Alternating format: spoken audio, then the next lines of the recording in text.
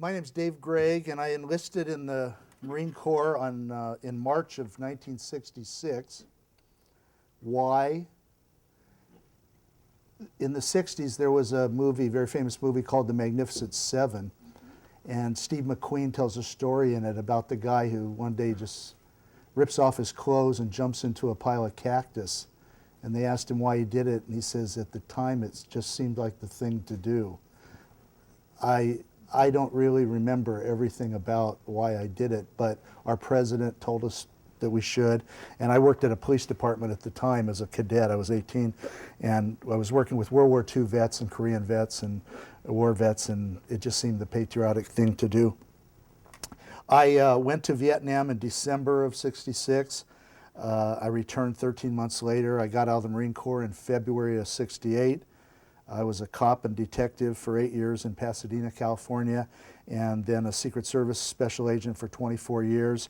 I got my AA degree in police science from East LA College in January of '72, and I got my bachelor's in American Studies from Cal State LA in June of '73 the next year. Let's hear it for the quarter system.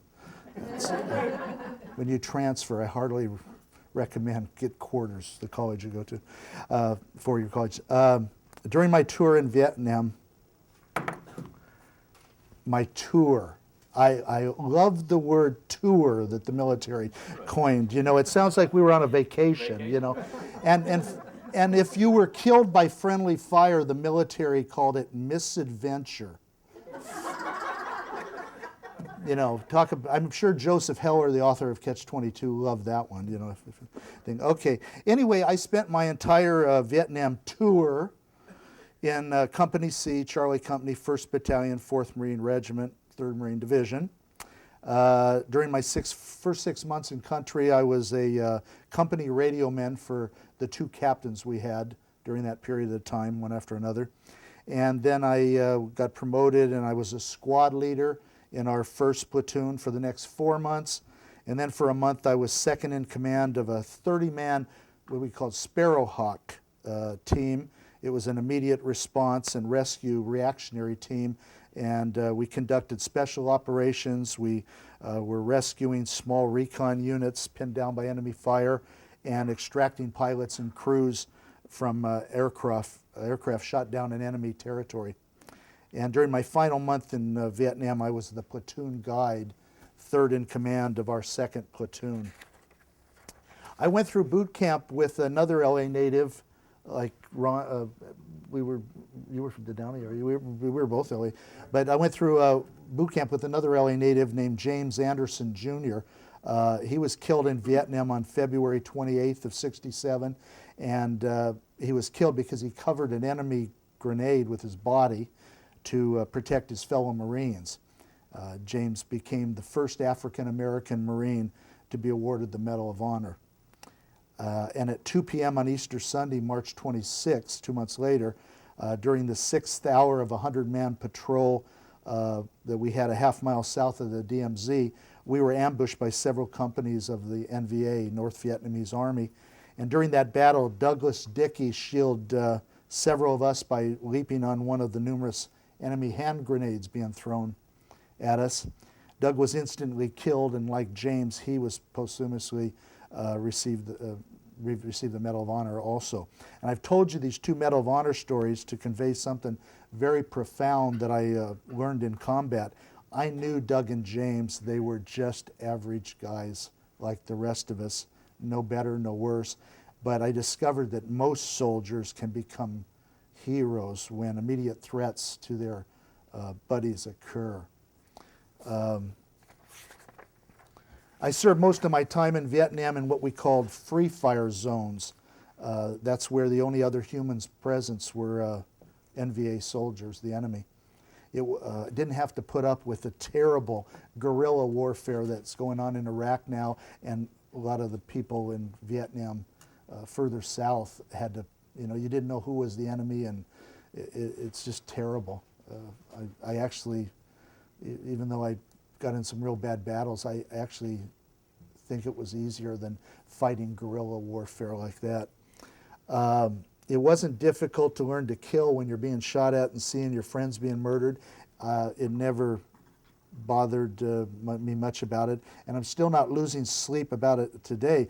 But about a year after I got back and I was attending college and having to write papers here and there, and I really started thinking, and it was at that point, and also because I was a young cop arresting child molesters and murderers and rapists, and I finally, about probably a year after I got back, sat down and thought, the young guys that we were killing were just young patriots fighting for their country, for North Vietnam, and I would have much preferred killing some of those child molesters and rapists back here in our own country rather than some other country's patriots.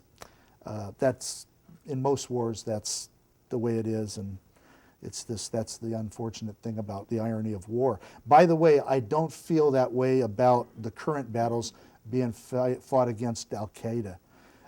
If I was 20 again and back in the Marine Corps, and my enemy was not North Vietnamese soldiers, but rather Al-Qaeda terrorists, I could kill them without blinking an eye, and I would never regret it because they're not soldiers.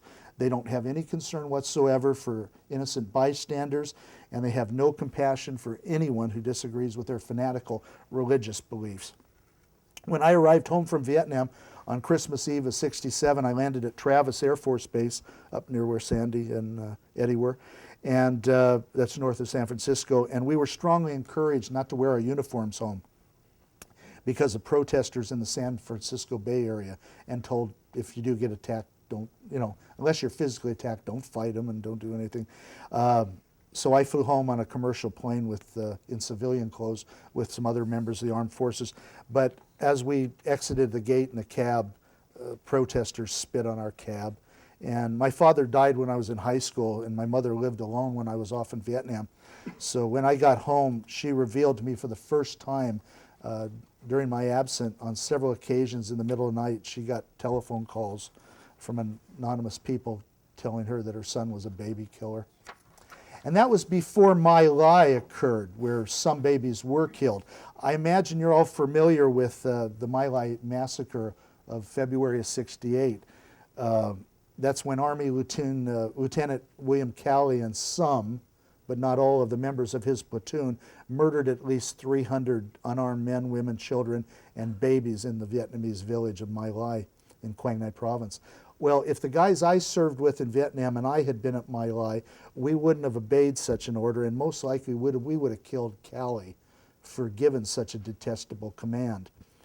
Every side in every war throughout history has committed atrocities, but what Calley did, and some of his men did at My Lai, was inexcusable. It was an abomination, though. It didn't occur all the time. Hardly ever. I mean, nothing like that ever happened. One guy in a village might have been killed that shouldn't have, and that's unfortunate, and that happens in all wars, but the extent that My Lai was, it just didn't happen. What other place did it, nobody can even name it. It was an abomination, and unfortunately they put a stain of shame on, like what Ron and Eddie, I think, have referred to, the vast majority of Americans who served honorably in Vietnam.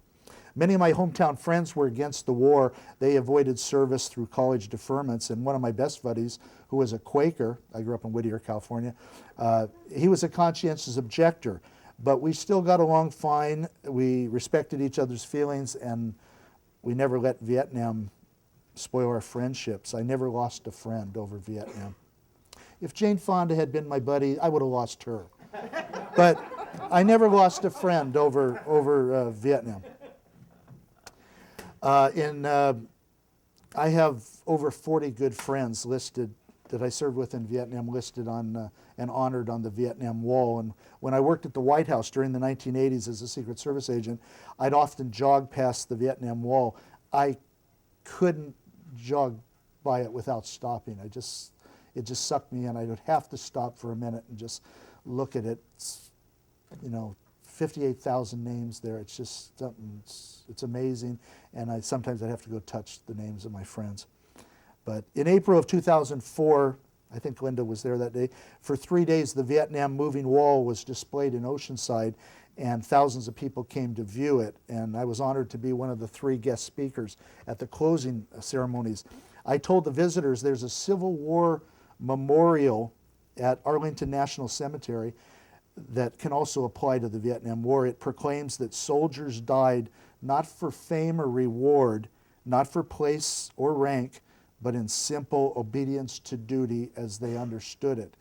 And some Americans think that the Vietnam War was a just and noble endeavor. Some think it was illegal and immoral, and many just aren't sure. But one thing that most Americans and citizens of the 40 other countries who supported South Vietnam during the war, they now agree, maybe not years ago, but they now agree upon that the 58,227 men and 8 women, all military nurses, named on the Vietnam Wall represent American patriots who died thousands of miles away from home doing what their government had asked them to do. They answered their country and made the ultimate sacrifice, what Abraham Lincoln called the last full measure of devotion. On Memorial Day in '84, I was at Arlington Cemetery in Washington protecting Ronald Reagan, President Ronald Reagan, as he dedicated the tomb of the Vietnam War's unknown soldier. I often traded jokes with President Reagan, but on that day he was particularly somber, and I believe he summed up the Vietnam War, at least for me, in one sentence. He said that we were pausing to embrace our Vietnam War dead and also those who served so well in a war whose end offered no parades, no flags, and so little thanks. Many casualties of the Vietnam War don't have their names on the Vietnam Wall. They're the warriors that came home physically and or psychologically maimed. Some are still suffering. And I firmly believe that Vietnam veterans have more psychological scars than American veterans of any other wars because of the controversies surrounding that conflict and America's mixed emotions concerning it. I don't know if it was right, but I'm still as proud of the way that we and our allies attempted to help our South Vietnamese friends, as I've always admired the way our greatest ally, the United Kingdom of Great Britain, helped their friend Poland when Hitler invaded that country. To what end was the Vietnam War worth it? Well, that's kind of like measuring the immeasurable with a rubber ruler. And when I attempt to answer it, I get very angry, because when I think of Vietnam, the first thing that comes to my mind are the dozens of friends of mine who came home to graveyards. So I'd just rather let the political scientists, journalists, history professors, philosophers, and old guys like me in bars argue about it. Sorry about the history professors, Dr. Dudek. But all Vietnam veterans know why we fought in Vietnam. We fought for each other. And as that great philosopher, Vietnam veteran, and Medal of Honor recipient Forrest Gump once said, that's all I have to say about that. Thank you for listening. I actually joined the Marine Corps, believe it or not. I joined in 1964.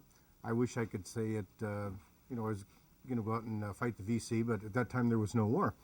And I joined for a couple of reasons.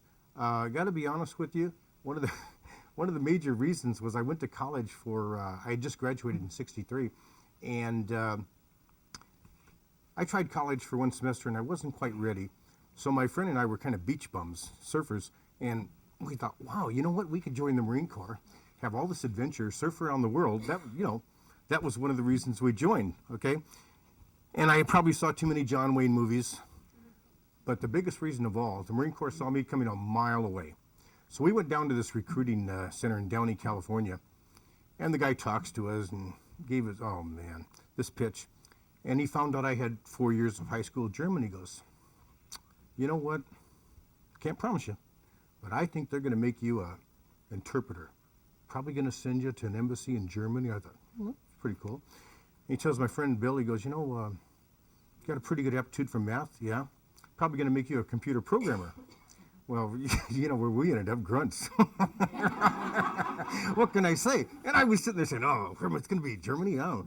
Anyway, that's how I kind of joined. My tour, I think, was a little bit different than some of the gentlemen here. I'm not sure, don't have the exact timelines here. Eddie, I know you were there in '65. There's really two groups of people. Those who went with intact units that had worked together and trained together, and those who came in as replacements later. And there really is a huge difference. For example, let's see, I got at a boot camp in late '64, and I went to Camp Pendleton, and so we trained for a couple months there, had some operations and maneuvers in the hills there. Then we went, stopped in Hawaii and Japan, and we spent about 3 or 4 months in Okinawa doing jungle training, all these kinds of things. But what happened is we became very good friends. And, you know, during the day we knew who the leaders were, they were strict and everything, but at night, you know, we'd go out on liberty. And so when we went in there, we were an intact unit, we were all friends. And in talking with many of my friends later who went in, it was a completely different situation. Because I know that if you came in later, people were, maybe they're afraid you were going to get them killed, you were a new person coming in, you know, things like, it's just a totally different situation. So also when we went in, there was nobody in the country. Eddie, did, and I'm not sure, when you went in, did you guys, you land with an original? We made wet landing. Yeah. Okay, you did, okay, so just same as we did. Yeah, we came in on Amtrak, you know, hit the beach, that kind of thing. So that's how that goes. And you know, I don't want to sound corny or anything, but the mentality back then was a little bit different. You had John Kennedy, who everybody loved, regardless of your political persuasion, and you know, it's bear any burden, you know, pay any cost, whatever it is. They had things like the domino theory, which if one country in Southeast Asia fell, they were all going to go. You know, Thailand, Philippines, and you know, we really believed all this. We really did, and so when we went into Vietnam, we really believed in our hearts and souls that, you know, we were doing the right thing, okay? And I still to this day do believe that. And, but I don't know. I was looking for one more thing and I forgot I know what it was. On the domino theory, they had something at that time called CETA, which is the Southeast Asian Treaty Organization. And that was part of the deal. If one country was attacked or under threat, all the other member nations would go in. And so you had countries like Australia, Korea, and a lot of others. You know, some of them only sent maybe a company of 100 or 200 people, but the fact is they honored the commitment and they went in there. So, you know, we did those kind of things. My feeling about the war, I've got kind of strange mixed feelings about the war. I still think we did the right thing.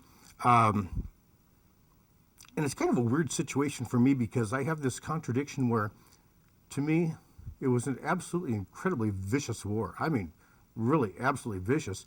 And yet, as I think about it over the years, there's another side to it, and I don't quite know the word to use. I'm not going to say it was a gentleness or something, but there was a camaraderie and a closeness that bonded everybody who was in whatever unit they happened to be, regardless of what service they were in.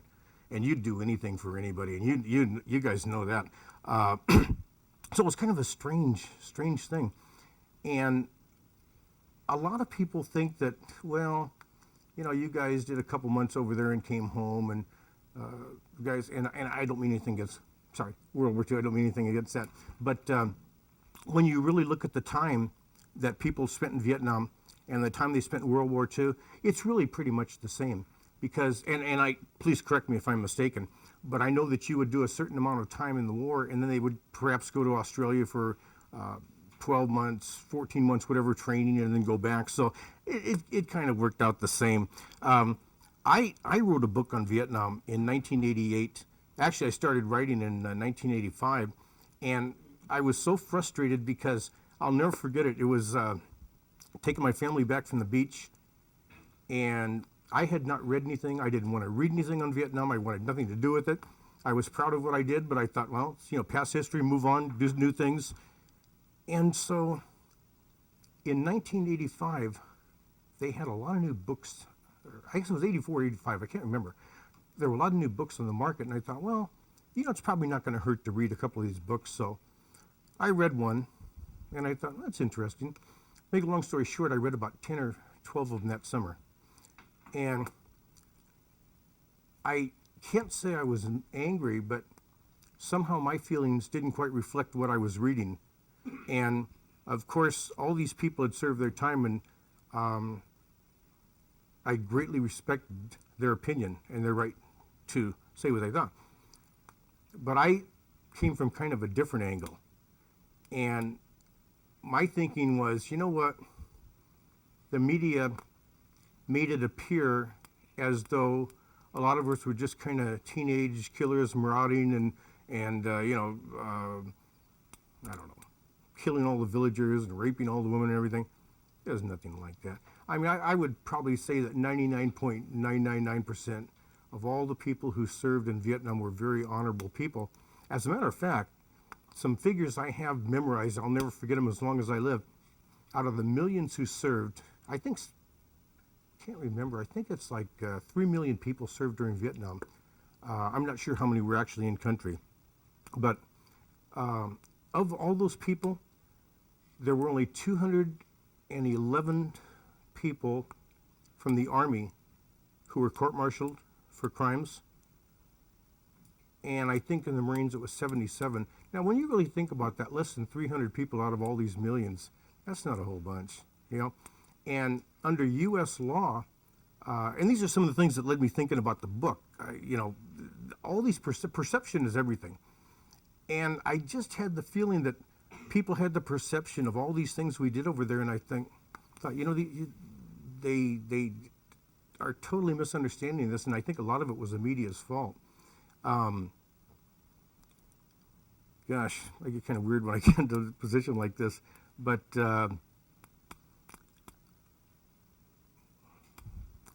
I remember one day we went into a village, Cam Knee, and we were ordered to burn this village down, which we did. Just following orders, burned it down, and we had to go about 400 meters over this rice paddy, and it was the hardest thing I ever did in my life.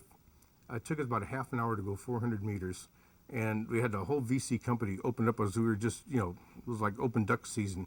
And when we got to the other side, we had a lot of people wounded. And that Sunday night on CBS, Morley Safer had some special, I believe it was the very first 60 minutes. And they said that how there were no VC in the village, and all the guys, the U.S. people were shot in the rear, implying we shot ourselves. Well, all these things just built up, and I just thought, you know what, this is crazy. I'm going to write my own book, you know. And that's what kind of led to that. But I wanted to tell the story also of just kind of a day-to-day. I did something crazy. I actually kept a little log. I can't say it was a log or a diary. It was index cards. And my folks sent them to me, and every day I'd write little notes with a pencil, and I'd draw a little map of where we're at. Have no idea. Maybe I was bored at night, but I would do that. And so I got home, and I gave them to my dad, and I was moving around a lot then, and I asked him to put them away for him. Well, I forgot about them. I had thousands of photographs I took, and when I told him I was going to write this book, he said, "Oh, I've got all your letters and all the stuff." And I said, "What?" I forgot about them. And so I can't really say it was that hard writing a book, because I had index cards for every day I was there, where I was at, what I did. And that's when I got the idea. I said, I'm just going to write just a day-to-day story. I'm not going to talk about big campaigns and things like this. I'm just going to talk about this little tiny rifle company and this little tiny platoon of 45 people, which was never 45 people. It was supposed to be. And I'm sure, Eddie and Dave, I'm sure you guys will agree with me. We were supposed to be 45 at full strength. We were supposed to have squads, 3 squads with, by the time you added a grenadier and people, squad leader, 13, 14 people. We never had more than 6 or 7 people in a squad. It got so bad that one time we had a platoon meeting, and we decided we didn't even have enough for 3 squads, and we just divided it up into 2 little squads. I mean, that's how bad it was, you know. And you'd do things, crazy things. You'd try and get equipment, and you could never get it. And I used to tape my magazine pouch, which holds the magazine that goes into the rifle. And I used to tape it up with green tape because I couldn't get them. And one day I went into a village, and here I see this table they had set up, and here's all this brand new equipment just set up. Well, all these things were just kind of melting in my mind over 20 years. And then I read a couple of these books, and I thought, something's really wrong here. And that's kind of the angle I came at. And I know I'm bouncing all over the map, but I've got so many things to say and no time to do it, and Linda's clocking me. But I guess if I had to sum it up, really, I think the guys in NAM and the guys. Excuse me, I'm so sorry. When I say guys, I mean everybody. Sandy, you're one of the guys. You know what I mean? Everybody just did such an honorable job and worked so hard and didn't complain. And they say that, the poor and uneducated did it. That up until that time, and it's not true today, but at that time, it was the most educated military in the history of the United States. 79 or 80% of the people had high school diplomas, which was a big thing back then. You're talking about in the 60s, okay? And smart people worked hard, did a good job, and came home and it was not pleasant. Let's just put it that way, So, what else? Oh, I'm sorry? Okay. I have to say one more thing. Another thing I wanted to do, and I put little things here and there in the book. It was kind of almost a silly war in a sense because they had these stupid restrictions on it. It's kind of like if your neighbor's throwing rocks at you, you're going to hop over the fence and go talk to the neighbor. Well, here's a situation where you got the neighbor lobbing stuff at you, but you can't go into their backyard, and you're trying to fight them in your yard, okay? It made no sense at all. They had all these crazy restrictions, and the one that pops in my mind, and I love to tell people this, I know it sounds crazy, but when you're on patrol, you could, at this time, in early 65, I'm going to say this was July 65, our first patrol, and you couldn't have a round in the chamber, which when you put a magazine in, and I'm sorry, I'm not sure if all you folks are familiar, so I'm going to explain it. When you put a magazine in the rifle, an M14 I had at that time, before the M16s, what happens is you put it in, you pull the bolt back, the spring on the magazine puts a round in, you push the bolt forward, and that puts it into the chamber, and it's ready. That's number one. Number two, there's a little safety lock under the trigger, you on or off. Well, we had to have the safety locked, and we couldn't have the round in the chamber. And I'm thinking, this is kind of crazy because I'm the guy up front, and I'm thinking, I don't think I like this. Somebody starts shooting, I'm going to have to flip this thing off and do this. So, funny story, first patrol, and I see these VC, and I'm thinking, oh my God, what am I going to do? And I'm just a nervous wreck. So everything was done in hand signs, and I'm sure the Army was the same for you guys, but everything was done in hand signs. And so I kind of made some hand signals and gestures and passed it back, see the enemy, and made a thing for a hasty ambush, set up real quick, and you don't say anything. And so Sergeant Barry was our squad leader, and so he passes along the command for everybody to lock and load, which means lock, take the thing off. Guess how many clicks you heard? Nothing. Because we're not stupid. Everybody had already done that. So what can I say? But those are some of my, any questions later, ask me. I got, zillions of things up here, but that's pretty much where I'm coming from.